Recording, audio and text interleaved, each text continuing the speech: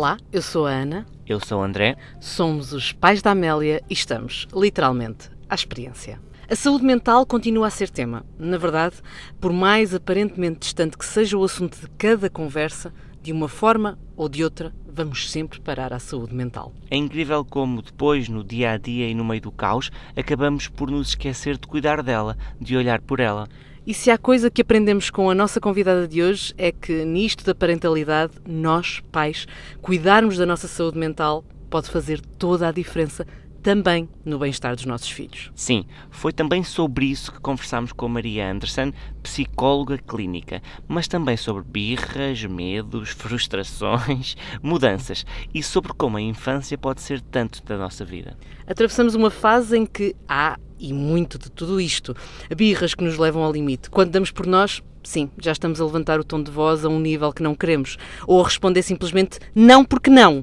Claro que ninguém quer isto, mas acontece, principalmente naqueles finais de dia em que já nada parece estar a correr bem. E sim, estamos cheios de medo da mudança que está para breve, a nova escola. E é claro que é um esforço hercúleo não a proteger da frustração, não fazer por ela para que corra tudo bem à primeira, sabem? Portanto, sim, tudo isto faz parte da nossa vida. E o amor, afinal de contas, também deve ser isto. Viver na incerteza constante e na sensação permanente de que se faz mal, de que se errou. E sim, já pedimos desculpa à Amélia várias vezes. Lembrete para todos aqueles que não nos conhecem assim tão bem, a Ana pede desculpas por dia, pelo menos umas 100 vezes. E pedir desculpas à filha é uma coisa muito fácil que ela faz. Ok? Avancemos. Esta é uma conversa muito bonita, feita de imagens criadas que nos fazem pensar sobre o que fizemos e o que queremos fazer, sobre o que somos e o que queremos ser, sobre a casa que andamos a construir. Eu acho que, mais uma vez, já não é a primeira vez que isto acontece, mas os nossos convidados trazem sempre um belo mote para a apresentação. A Maria Anderson, com quem vamos estar hoje à conversa, é psicóloga clínica, e antes de começarmos esta gravação disse algo maravilhoso, que é: vamos então escrever a nossa história. Acho que é isso que vamos tentar fazer nesta conversa, é escrever uma história conversada sobre as histórias que marcam a nossa vida e que também marcam muitas vezes a nossa saúde mental e que nos podem conduzir, devem conduzir à procura de ajuda profissional para passarmos essas histórias, digamos assim, passarmos, ou melhor, compreendermos essas histórias, se calhar. E por isso, Maria, só te posso agradecer mais uma vez esta oportunidade de estarmos aqui a conversar um bocadinho e, se me Obrigada, permitires... obrigada Ana e André por este convite também e vamos lá escrever e falar a nossa história, não é? E eu acho que é muito interessante isso, sobretudo para que o final seja escrito e não assim que nos escape das mãos, não é? Sem que tenhamos assim tanta consciência. Mas desculpa, ias dizer... Não, nada disso. É só porque tu tens uma frase lindíssima nas redes e que eu guardei quando estávamos a preparar a entrevista, que é: se ajudarmos os pais, mudamos o mundo. E a Ah, pergunta que eu te queria trazer assim em primeira mão é se é um bocadinho assim, se a saúde mental dos nossos filhos muitas vezes depende da nossa saúde mental, em primeiro lugar, saúde mental bem, dos pais, da vocês são família. muito bons nisto, porque é assim, tu foste buscar exatamente a frase com história. Porque essa não é uma frase, em primeiro, que é minha, mas foi nessa inspiração e a partir de nessa pessoa que eu me inspirei, para também muito do trabalho que desenvolvo hoje. Mas sim, vou tentar agarrar a tua segunda parte, que é a questão da saúde mental dos pais e dos filhos, e de como é com que linhas é que se tecem estas histórias, não é? E se cruza a nossa história com a história dos nossos filhos, dos avós, dos pais. Bom, se ajudarmos os pais, mudamos o mundo, porque é muito inquietante muitas vezes perceberes, e até na clínica tu percebes isso, que se tu não ajudares a família a transformar-se, de que serve tu ajudares a mudar a narrativa da criança se porta fora tudo o que acontece vai voltar a trazê-la à mesma angústia, não é? E por isso é muito importante ajudarmos os pais, não no sentido que muitas vezes é badalado nas redes sociais, instrutivo, não como tu sendo o especialista, mas como o especialista podendo ajudar a família a chegar às conclusões, a chegar às estratégias, e disto não ser uma coisa pré-feita de ferramentas e de estratégias já desenhadas, mas como um espaço onde tu acedes aos medos da família, às fantasias da família, transgeracionais, muitas delas, muitas vezes, de que o filho vai ser igual a um avô ou a alguém que era muito mau na família, ou muito complicado, e que é com base tu conheceres a história dessa família, que essas estratégias e esse desenvolvimento dos pais acontece. E não nesta lógica de não sei quantas estratégias para fazer isto, ou que também é útil, ou que também pode ajudar no dia a dia e tem o seu papel, mas que não será esse o ponto de transformação das famílias, não é? E daquela ideia de poder mudar o mundo, nada ambiciosa já agora, mas um pouco esta ideia de que, de facto, se os pais estiverem mais apoiados, mais saudáveis, o que é que aconteceria às gerações seguintes, não é? Teríamos guerras, quem são os pais destas pessoas tão doentes que nós vemos? Qual é a história deles? Porque não deixa de inquietar o que é que aconteceu. A saúde mental dos filhos, dos pais, é o início da dos filhos. E vemos isso, por exemplo, quando temos uma coisa terrível que se chama depressão pós-parto. Ou mães deprimidas. Isto é terrível, porque a mãe depressiva é uma mãe que funciona, mas que não está conectada. Faço-me entender? Uma mãe depressiva facilmente opera, alimenta o bebê, arrasta-se num sofrimento tremendo, mas ela não está em conexão. Ora, o fundamental para o filho é a conexão. Portanto, só aí já entrou em causa o desenvolvimento mental daquela criança. E por isso, não diríamos, mas então como é que às vezes explicamos que pais estão perturbados, há filhos saudáveis, ou às vezes ao contrário, pais saudáveis têm filhos perturbados, então como é que isto acontece? A patologia, ela é imprevisível. E eu vou-vos dar 2 exemplos que às vezes ajuda também a perceber um bocadinho isto, que é o trauma ou as situações muito difíceis que as pessoas podem viver podem ter um de 2 efeitos. Ou fazem a pessoa regredir, paralisar, não é? Aquelas pessoas que nós vemos que nunca mais conseguiram fazer não sei o quê, ou que nos causam alguma estranheza, ou que cuidam dos filhos de forma muito distante, e que nós percebemos que só pode haver alguma coisa de muito difícil, e portanto elas ficam mais paralisadas, ou às vezes temos uma progressão que também é traumática, que são aquelas pessoas que rapidamente querem ser mães, muitíssimo cuidadoras, e que, no fundo, é quase como se tu acedesses a um fruto que parece bem por fora, e quando tu o abres, ele está podre por dentro. Ou seja, o trauma tem a capacidade de te fazer apodrecer por dentro, mas por fora tu progrediste imenso e aparentemente nada daquilo explica. Ou então paralisaste. E por isso, muitas vezes, quando parece, mas aquela mãe ou aquela família era espetacular, eu não sei se lá dentro era. Porque a verdade é que os pais são o primeiro grupo social onde nós vivemos. E é daqui que parte o que vai acontecer. O que vai acontecer depois traz muitas diferenças. Obviamente que se a família é boa e depois há um acontecimento familiar alargado muito traumático, ou se há episódios de bullying severo na escola, ou se há um abuso sexual que não é feito pela família, quer dizer, há variáveis que depois vêm da vida, mas a capacidade que eu vou ter de lidar com esse problema também tem a ver com a história da saúde mental dos meus pais e daquela onde eu fui criada, porque a grande diferença é a forma como nós lidamos com os problemas, não é ter problemas, porque isso todos temos, não é?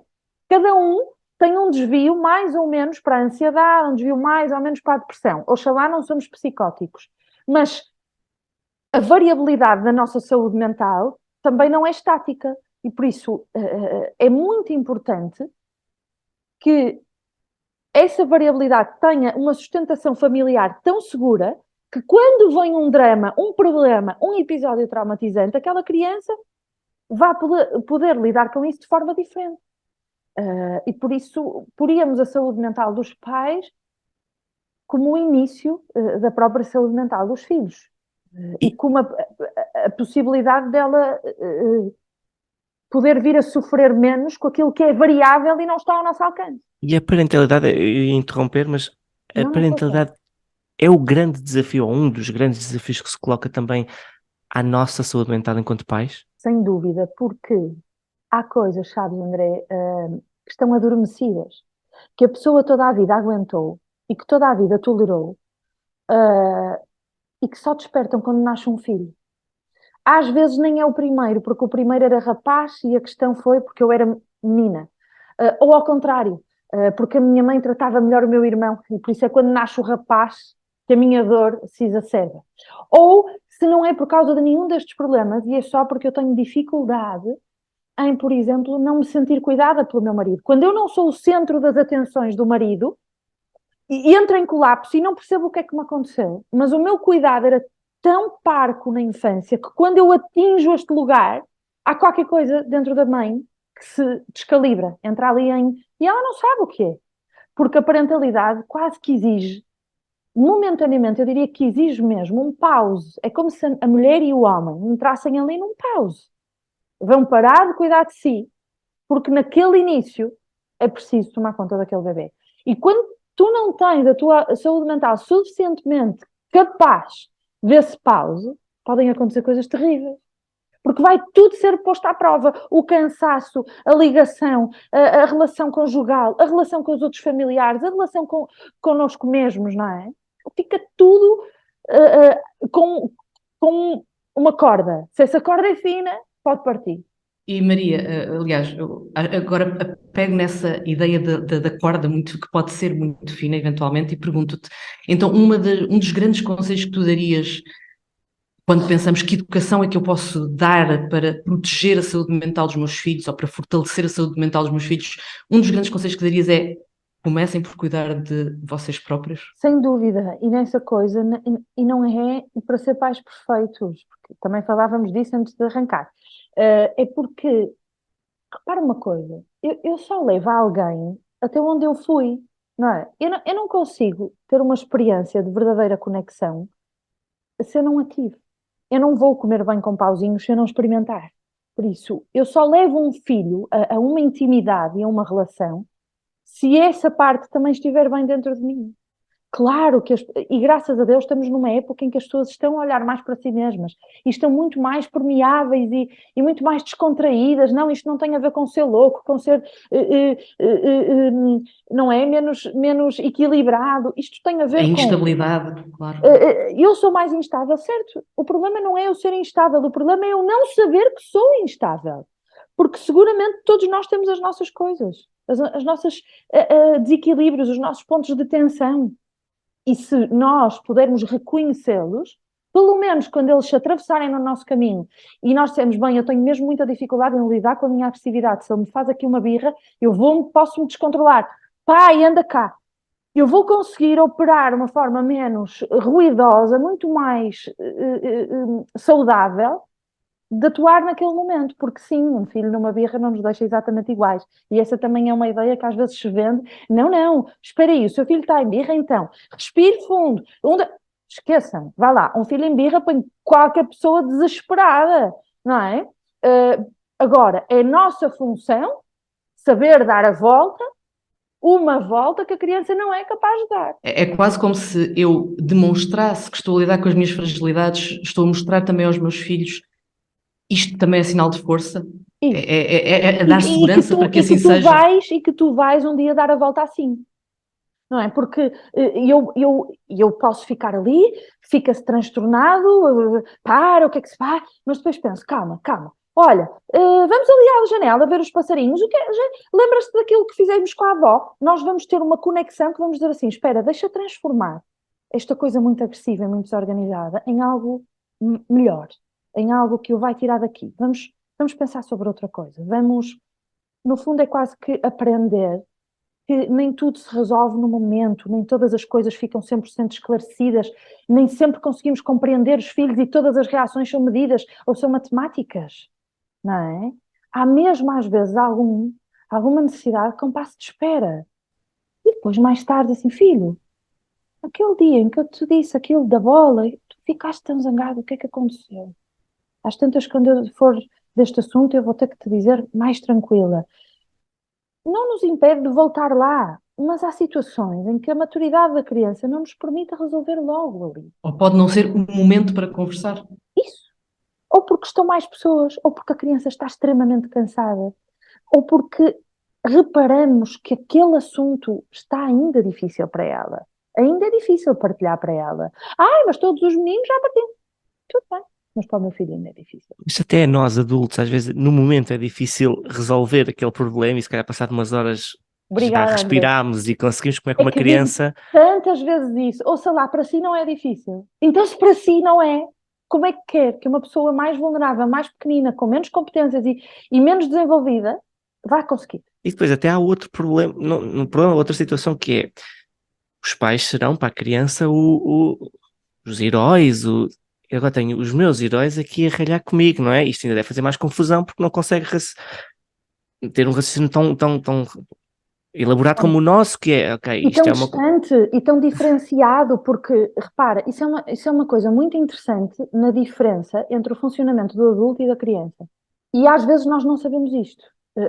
Também não é nossa função, eu não sei construir uma ponte. E está tudo ok, haja quem sabe.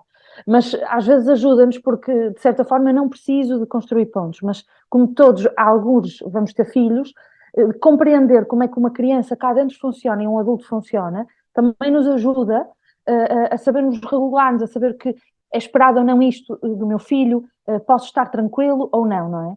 Mas isso que tu disseste dos heróis é muito importante. Porquê? Se tu reparares, um adulto tem as figuras importantes divididas, ou seja, nós temos muitas pessoas que são muito importantes. E é por isso que, às vezes, se morre alguma, nós conseguimos reorganizar-nos, ir procurar essa força, esse equilíbrio num outro familiar, num outro amigo, num outro irmão, em alguém que nos pode dar esse apoio. As crianças só têm uma pessoa quando nascem e essa pessoa depois multiplica-se por duas. E durante muito tempo, mesmo quando há um professor, só há duas pessoas dentro da cabeça daquela pessoa. Mesmo que haja bons avós, bons tios, elas ainda não ocupam o espaço que para nós adultos já ocupam.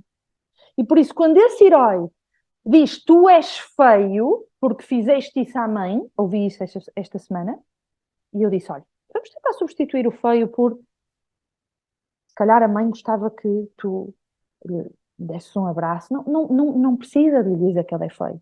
Aquilo é gigante. Eu sou feio porque não fiz alguma coisa bem à minha mãe.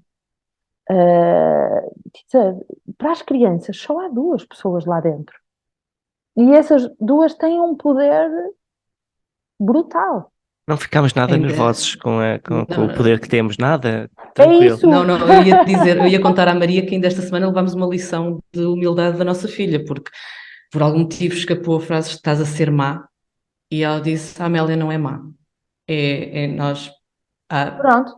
Fizeste o pronto, pause que é nós necessário. levámos, nós é que levámos a lição. E sabes outra Ah, coisa? Os filhos ensinam muito aos pais. Muito. Eu diria que são os sim. filhos, quando me entra aqui uma família que me diz assim: ai, não vai dar, o meu filho não vai conseguir dormir na cama dele. Eu digo: vai, vai, vai, vai, e o pai vai ajudar, mas quem vai conseguir resolver isto é ele. E não é que muitas vezes são eles que dizem: não, não, eu vou dormir na minha cama. E este exemplo é simples. Se nós pensarmos em coisas mais complexas, de que às vezes são os filhos que obrigam, por exemplo, mães a não serem exageradamente protetoras ou simbióticas, de que têm que dizer: larga-me, deixa-me ir, deixa-me correr esse risco. Por isso, a Amélia disse: a Amélia não é má. Razão, ela não é má. Ela estava a ser um bocadinho mais egocêntrica, não sei, não conheço, mas com certeza, filha única e tal, estava a olhar mais para o umbigo dela. É vida. Claro que sim, claro que sim. Não, mas ela afirmou convictamente, atenção, calma, eu sim, isto não está certo, isto está aqui qualquer coisa de errado, mas má, eu não sou. E por isso mas foi, é como tu dizes, foi um parem, pensem no que é que estão a dizer e agora vá, vamos lá reformular e começar do início. E Sendo Maria, que falhar para ela também é bom. Não, não vivamos nesta ilusão de que, ai, então eu só posso dizer frases secas. Não. Vá lá, os psicólogos não andam dois palmos acima do chão. Nós somos todos feitos das mesmas coisas. Vamos todos perder a paciência, todos temos medo de errar, não é? Eu tinha aqui uma questão, exatamente por causa disto, que ia muito falar sobre as birras. Ainda bem que a Ana pegou neste assunto da Amélia. Fala-se muito nos terríveis 2 anos, Uhum. que é agora o que se passa com a Amélia. Como ser parte da solução e não ser parte do problema? Porque muitas vezes eu sinto que aquilo é uma bola de neve, ela está numa fúria e numa irritabilidade e nós Uhum. enrolamos com ela. E outra coisa que eu sinto é que isto é sempre à vez, o que é ótimo, porque depois o outro vai lá e acalma, calma, tranquilo. Ou quando se passa a mãe, vai o pai e diz calma. Olha, Isto é essa já é uma excelente estratégia. boa. Oxalá eu tivesse famílias que conseguem fazer essa negociação. Acho a tua pergunta muito interessante, mas lamento informar que a solução é o tempo e a maturidade. Não fazer parte do problema é não te confundires com a birra, não usares o poder para humilhar, para dizer não e acabou ou bater. Ou seja, não seres parte do problema é não trocares a linguagem da criança. A criança está numa linguagem de ternura, de descoberta e de afirmação pessoal. Não está numa linguagem de violência e de querer mandar, magoar. Se tu invertes a linguagem dela, que é uma linguagem lúdica, e vais exercer a força e a força do adulto, aí tu passaste a ser parte da solução, do problema, e não há solução, a criança vai ficar, se calhar, muito mais tempo em birra. Estamos a falar de uma coisa que, em vez de passar perto dos 3, às vezes dura até aos 5, porque passam uma vida a medir forças e porque os pais já não sabem voltar para trás neste ciclo que se instalou. As birras vão passar. A birra não pode ser também uma aprendizagem deles, até Claro, é uma afirmação. Repara uma coisa: um bebê até aos 18 meses não sabe que existe sem um adulto. Não sabe. Ele é uma extensão de um adulto. Tu não vês um bebê sem um adulto ao lado. E a partir dos 2 anos eles sobem, eles criam cenários, eles vão buscar banquinhos, eles trepam, e eles estão a pensar: espera aí, eu tenho desejos, eu tenho cabeça, eu tenho existência própria, eu não existo só porque eles existem. E aqui dá-se um encontro de: espera aí, então até hoje eu decidi tudo e tu agora vens aqui dizer que não queres sopa. Era o que faltava, comes a sopa e acabou, não é? E por isso, é claro que há crianças menos afirmativas e mais afirmativas. Também não vou aqui dizer, porque as mais afirmativas são as melhores. É claro que há sempre aqui um terreno intermédio que é favorável. É bom que a criança exija, lute pelo que quer. Muito exagerado é quase como ao sono, traz um grande desequilíbrio familiar, que as pessoas sentem que podem perder a cabeça, não é? Mas vai passar. Não é uma criança hiperativa, não é uma criança doente. E Maria perguntava-te se dessa fase de escolha, que achei muita piada, porque essa ideia do eu existo e posso fazer coisas e quero coisas, se nesse processo também os medos são normais, porque associada a essa descoberta vem a construção da sua segurança. Exatamente, e da sua insegurança. Por isso é que é mais fácil integrares um bebê a 1 ano numa creche do que aos 2. Porque aos 2, ao ele ter consciência que existe, a dificuldade de separação é muito maior. No 1, basta tu fazeres alguma transição, porque se o bebê sentir confiança no adulto e o adulto rapidamente for um adulto responsivo, tu não vês muita ansiedade de separação num bebê de 12 meses, 13. Aos 8 meses vês por causa do estranho, mas aos 12, 13, 14, tu vês um bebê que transita bem, por exemplo, para uma creche, ou que vão para uma avó, por esta ideia. Aos 2, há muitas integrações, muitas vezes há muito sofrimento. Exatamente por isso. Porque ao lado da descoberta da afirmação há a segurança e, portanto, há uma negativa. Porquê é que nos contos de fadas tu vês os personagens bons e maus? As crianças não têm intermédio. Assim, ou é bom ou é mau. Não é? Por isso é que muitas partes e coisas que são feitas para a infância nunca têm personagens ambivalentes, histórias que não se resolvem. E por isso, o seguro é o contrário do inseguro. Então vou entrar num sítio que eu não conheço. Espera aí, estive numa bolha até agora, a minha mãe, só ela é que é segura.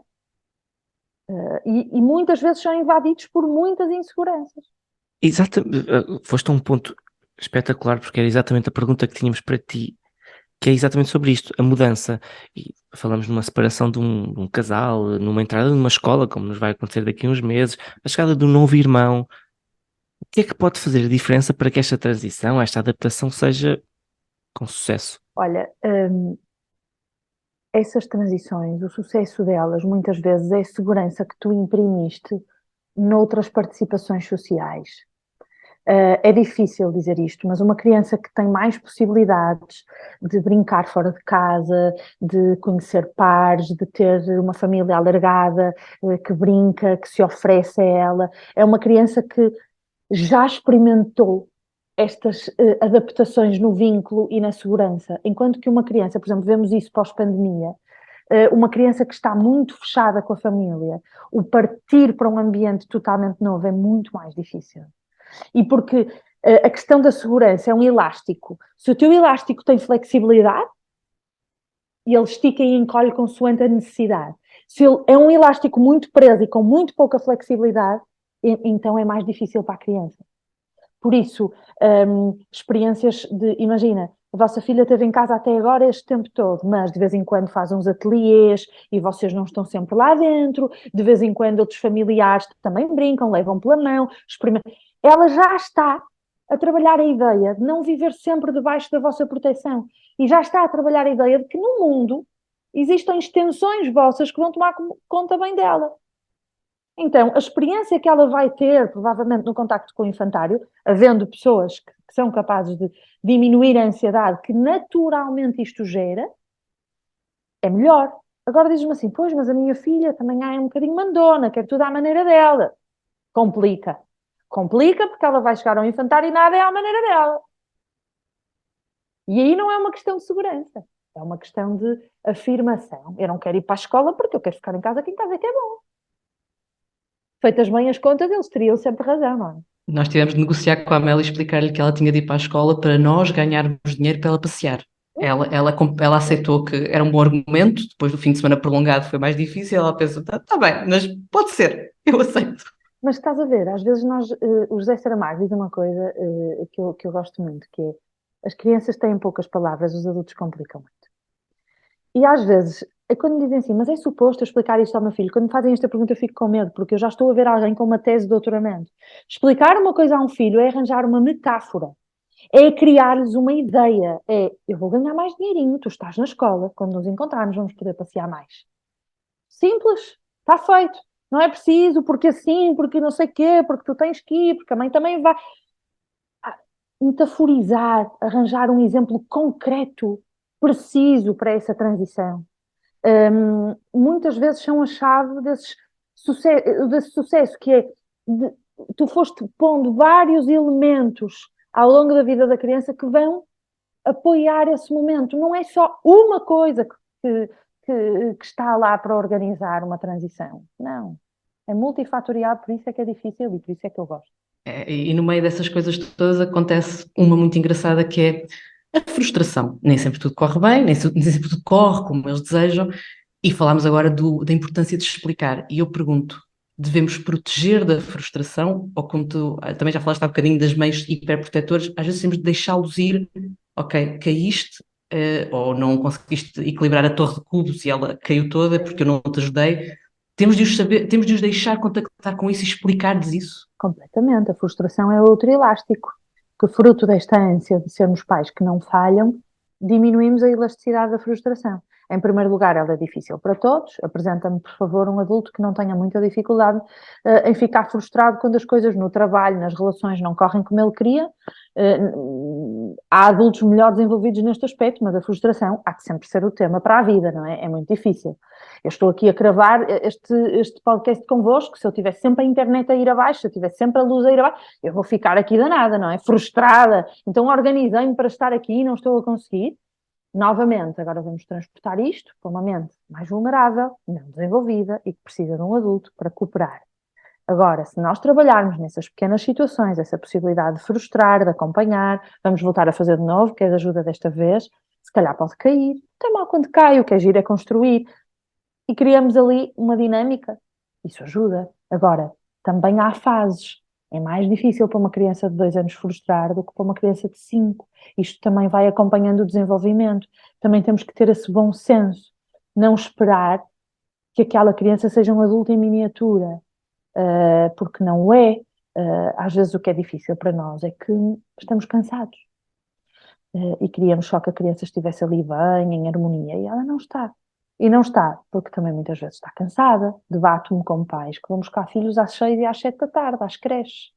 Peço mesmo, nem que seja um outro familiar, que a criança saia mais cedo. Isto não parece nada, mas é muito, porque o cansaço ao fim do dia aumenta a possibilidade de frustração. O ser filho único, não ter pares para brincar, também aumentam, porque são crianças que estão habituadas a que as coisas correspondam um bocadinho mais à expectativa. Agora, isto é mau? Não, não é mau. Dói mais um bocadinho, demora mais um bocadinho, mas É muito verdade. Ainda no outro dia fomos buscar a Amélia meia hora mais cedo e íamos a caminho de casa e comentávamos: ela é outra criança por meia hora de diferença. Porque é sim, somos impressionante. daqueles que só conseguimos ir buscar mais tarde e não Muito temos tarde, não família por tem a perto. retaguarda, claro. Mas Mas, basta mas notou-se criar uma esse equilíbrio diferença. Ela brutal. estava outra no banco de trás, ela conversava de outra forma, menos ansiosa, menos dá-me, quero já, outra, E porque os e antes nossos só filhos, de meia tarde, hora. são acelerados, muito vocacionados, né? Têm que tomar banho, eventualmente têm ou não têm trabalhos de casa, há pouco espaço para brincar, para os irmãos, para o poder estar, não é? E isso depois traz uma ansiedade, como dizes, meia hora. E esse exercício da meia hora até acho que é interessante. Às vezes é meia hora. E se for, por exemplo, meia hora, 2 ou 3 dias por semana, ou um dia por semana que seja, às vezes já permite ganhar ali um bocadinho de oxigênio para. Completamente. Maria, eu tinha aqui uma pergunta para fazer, até porque todos nós, pelo menos a maior parte das pessoas que ouvem este podcast são pais ou querem ser pais, e há aqui uma pergunta importante que é: que sinais de alerta nos nossos pequenos, nos nossos filhos, é que nos devem conduzir a procurar ajuda de um psicólogo? Se calhar vou tentar ir assim para exemplos práticos, não é? Porque o mais difícil de tudo é ver alguém que traz um filho à consulta porque acha que ele está triste. Normalmente não quer isto. Isso é pena, mas é o mais difícil também muitas vezes de ver. Porque habitualmente os pais trazem à consulta aos filhos por motivos assim muito barulhentos. Isto é, problemas na escola, reclamações de algum par, de alguma situação. É difícil que um pai traga à consulta uma coisa porque eu acho que o meu filho está triste. E por isso, habitualmente, há assim um sintoma que incomoda, faz ali alguma perturbação. Agora, indo um pouco mais para o concreto, uma criança que chora com muita facilidade, é um sinal de alerta. O choro fácil é um sintoma clínico. Uma criança que a qualquer coisa chora, que chora muito, e que nós notamos ou que não era assim, ou que naquele momento está mais. Crianças que muitas vezes têm muitas queixas somáticas. Dói-me muito a cabeça, dói-me muito a barriga, dói-me muito o braço. Muitas vezes não é uma perturbação física só.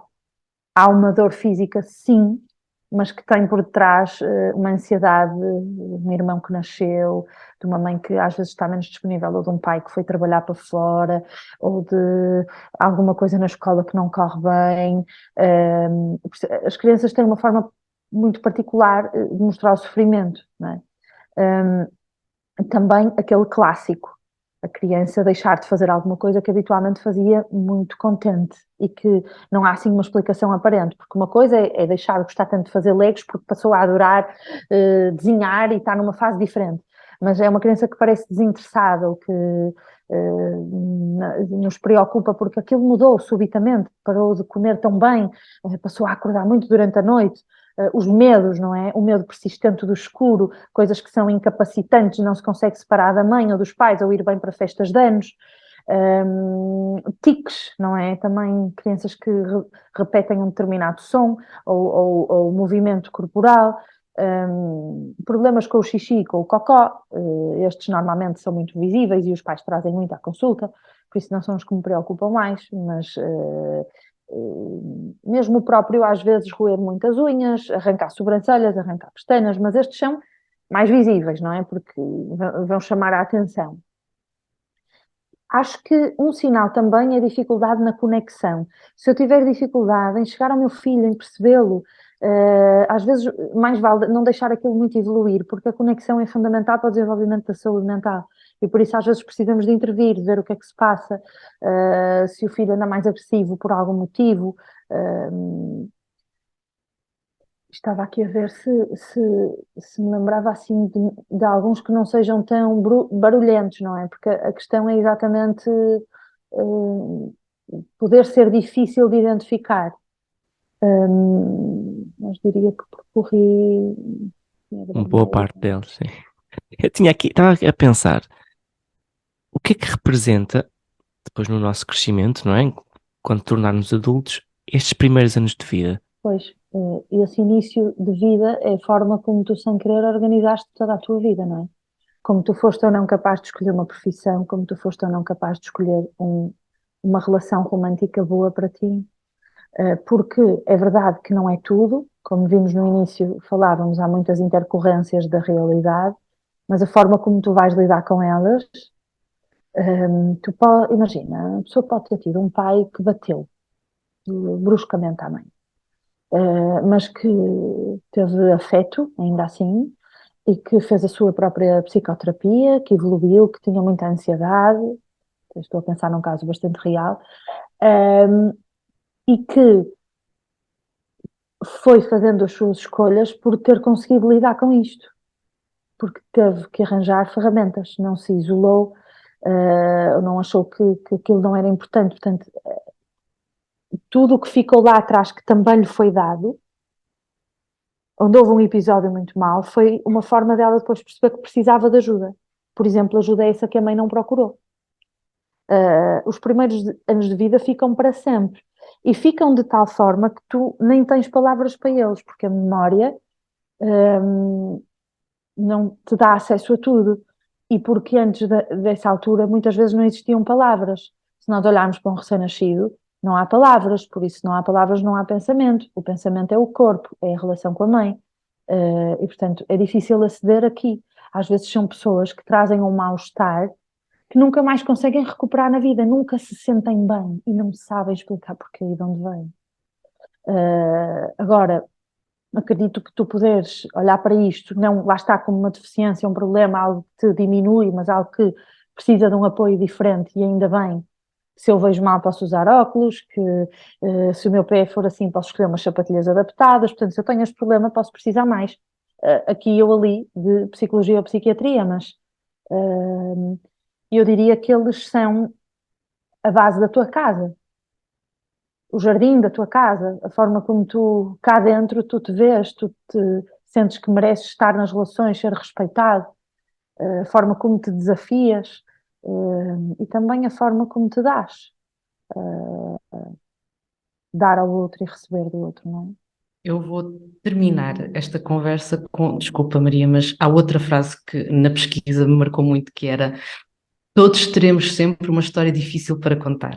E eu uso esta frase para te perguntar se, na verdade, mesmo quando temos a convicção de que somos felizes, de que estamos felizes, se realmente todos deveríamos ter a oportunidade de um acompanhamento nesta vertente, para mais do que arrumarmos emoções, como dizemos muitas vezes, eu vou arrumar emoções para as percebermos.